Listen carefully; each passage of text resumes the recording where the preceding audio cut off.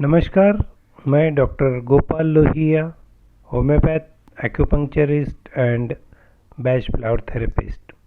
आज हम बात करेंगे एक नए पुष्प औषधि के बारे में जिसका नाम है वाइट चेस्टनट। एक पेशेंट से शुरुआत करूंगा। एक मरीज मेरे पास आया, बहुत सारी शिकायतें थी, जैसे एसिडिटी हो रही थी और कब्जी हो रही थी, बाल गिरने लग गए थे, थकान लग रही थी। और पूछने के बाद बताया कि डॉक्टर साहब मुझे ठीक ठाक नींद भी नहीं आती है। मैं चलो उसके बारे में बताइए। तो बोले कुछ दिन पहले मेरे एक रिलेटिव गुजर गए और उसके बाद में मेरे दिमाग में वही विचार घूम रहे हैं। ऐसा नहीं कि मैं डर रहा हूँ, लेकिन बस उसको डेथ के लिए कि क्या हुआ, कैसे हुआ, ऐसा नहीं होना चाहिए था, अब उनका क्या होगा, मतलब उनके रिलेटिव्स का क्या होगा, ये लोग कैसे करेंगे, क्या करेंगे, बस यही थॉट्स घूमते रहते हैं। मुझे कोई शौक लगा है वो चीज़ का, या मैं डर गया हूँ, या ऐसा कुछ भी नहीं डॉक्टर साहब। बस ये जो विचार है ये मेरा पीछा नहीं छोड़ रहे हैं। तो वाइट चेस्टनट इसी की दवा है। जब आपके ऊपर विचार हावी हो जाए, जब आपके विचार आपके कंट्रोल से बाहर चले जाए, आप न चाहते हुए भी वो विचार आपके दिमाग में शुरू रहे, उस वक्त वाइट चेस्टनट ये पुष्प औषधि दी जाती है। तो इसका कीनोट सिम्टम जैसे रहता है कि persistent unwanted thoughts, ideas and arguments.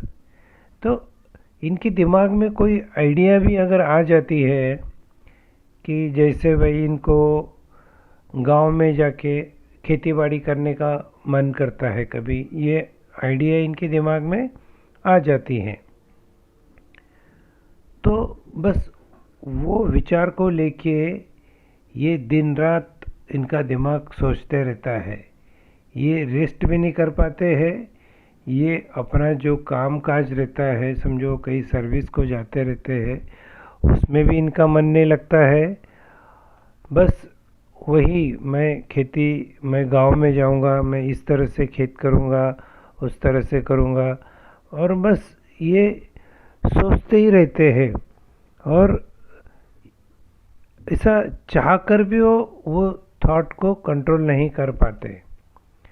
ऐसे ही कुछ थॉट्स, कुछ राइटर्स रहते हैं, लेखक, कि जिनको कोई कहानी की एक आइडिया दिमाग में आती है, तो वो आइडिया को लेके वो इतना आगे बढ़ जाते हैं कि उनको नींद भी नहीं आती फिर।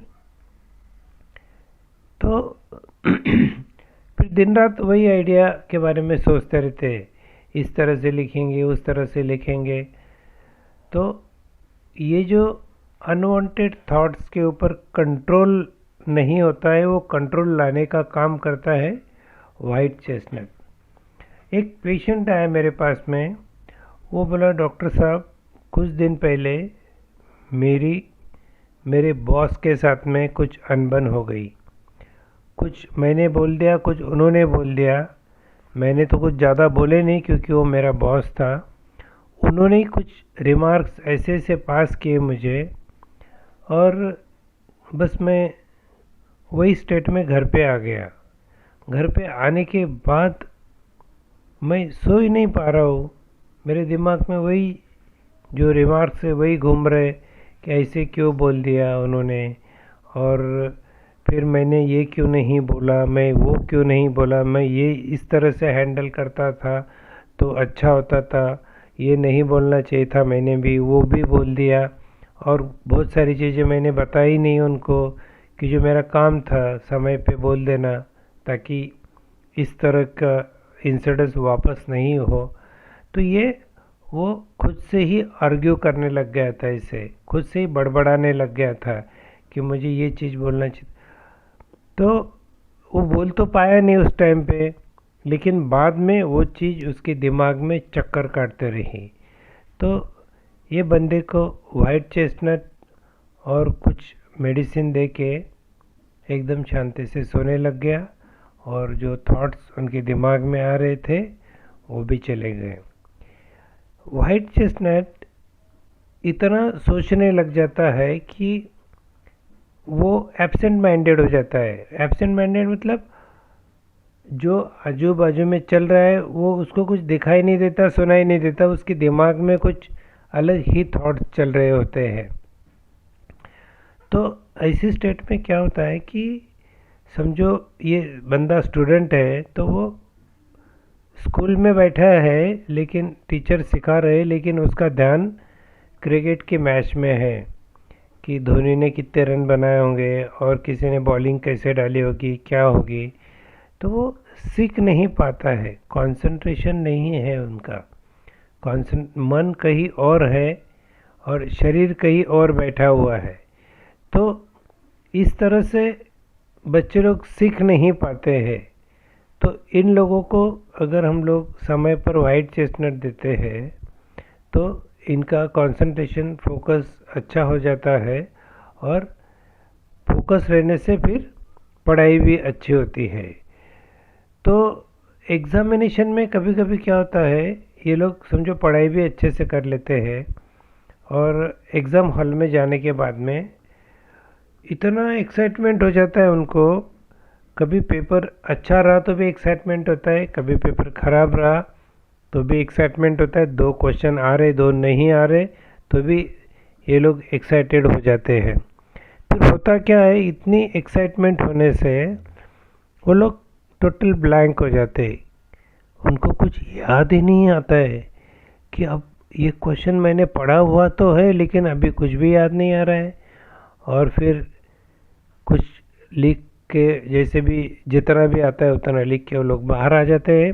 बाहर आने के बाद जैसे ही उनकी एक्साइटमेंट ख़त्म होती है, उनको सभी आंसर याद आ जाते हैं। तो कभी कभी इम्पोर्टेंट एग्जामिनेशंस में आदमी डर के मारे भी ब्लैंक हो जाता है। तो आपको वाइट चेस्टनट हमेशा साथ में रखना चाहिए, वाइट चेस्टनट और रेस्क्यू रेमेडी। अगर ब्लैंक हो जाते हैं तो वाइट चेस्टनट भी शुरू कर देना और साथ में रेस्क्यू रेमेडी भी शुरू कर देना। तो इससे क्या होगा, जो मन में डर होता है कि अरे बाप रे मुझे कुछ आ नहीं रहा है, अभी मैं कैसे करूं, मैं फेल हो जाऊंगा वगैरह, जो डर है वो तुरंत निकल जाता है। डर निकलने से आप अच्छे से लिख पाते हो पेपर को, और जो ब्लैंक हुए से रहता है दिमाग वो भी बराबर चलने लग जाता है। तो एग्ज़ाम गोइंग स्टूडेंट्स के लिए ये तो बहुत ही रामबाण दवाई है। और एक मेरे पास लेडी आई 38 ईयर ओल्ड होम मेकर, तो वो बोल रही थी डॉक्टर साहब आजकल है ना मुझे बहुत टेंशन आ जाता है, मेरे घर में कोई लोग आने वाले रहे ना तो मुझे लगता है कि मैं मतलब कैसे कर पाऊँगी। ये तो आपने लास्ट टाइम दवाई दिया था, मैंने उसको हॉर्नबिम दिया था तो उससे तो ठीक हो गया, अभी वो डर तो नहीं है, लेकिन मेरे मन से विचार ही नहीं जाते हैं। कोई आने वाला रहेगा तो मेरा दिमाग प्लानिंग करने को शुरू कर देता है कि गेस्ट आएंगे, फिर क्या सब्ज़ी बनाना है, क्या मेनू रखना है, साफ़ सफाई करनी है, उनके लिए कुछ गिफ्ट लाना है, और ये चीज़ें उसके दिमाग में कंटिन्यू घूमते रहती है। एक बार उसने सोच भी लिया तो भी वो वापस वही विचार दिमाग में आते हैं और वो सो भी नहीं पाती है। तो इस तरह से एक्साइटमेंट में उसकी नींद नहीं होने से और कमज़ोर होते जाती है। तो जैसे ही उसको वाइट चेस्टनट दिया, वाइट चेस्टनट देने के बाद में उसको एक ही बार में उसने पूरा प्लान बना के कागज़ पे लिख के रख दिया, एंड वो आराम से सोने लगी कि ठीक है जिस दिन गेस्ट आएंगे उस दिन सुबह से अपने को ये प्रोटोकॉल फॉलो करना है। तो इस तरह से वाइट चेस्टनट बहुत बार हमको बचा लेता है।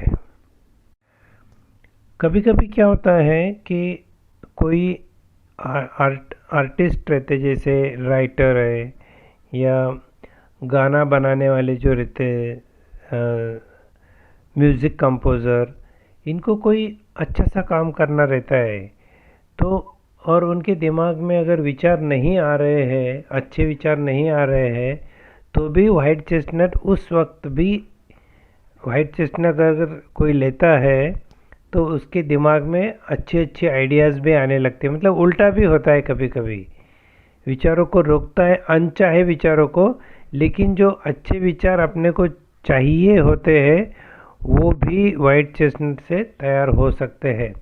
तो उस दृष्टि से भी वाइट चेस्टनट बहुत ही हेल्प करता है। तो ये था वाइट चेस्टनट। वाइट चेस्टनट को एक ऑथर ने बहुत अच्छी तरह डिस्क्राइब किया है कि जैसे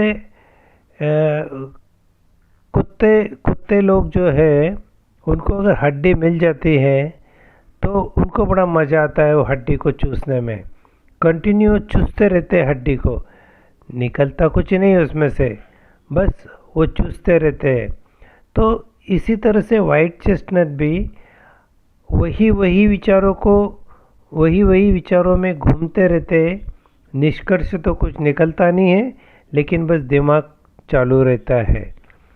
तो फिज़िकल प्लेन में भी कभी कभी हमको एक ही बीमारी बार बार होती है। जैसे दिमागी प्लेन पे, मेंटल प्लेन पे एक विचार बार बार आने से हम वाइट चेस्टनट देते हैं, वैसे ही फिजिकल प्लेन पे भी एक ही बीमारी बार बार आने से हम लोग वाइट चेस्टनट दे सकते हैं। जैसे एलर्जी जो बार बार होती है, माइग्रेन जो बार बार होता है, एंग्जाइटी अटैक्स बार बार होते हैं, कांस्टेंट हमेशा आँख फड़फड़ाना या कोई मसल्स का फड़फड़ाना, ट्विचिंग ऑफ द मसल्स, हिक्कप आना, कोई स्किन एलर्जीज़, एसिडिटी, टॉन्सिलाइटिस, तो ये सब बार बार होने वाली बीमारियां भी वाइट चेस्टनट से ठीक हो सकती है।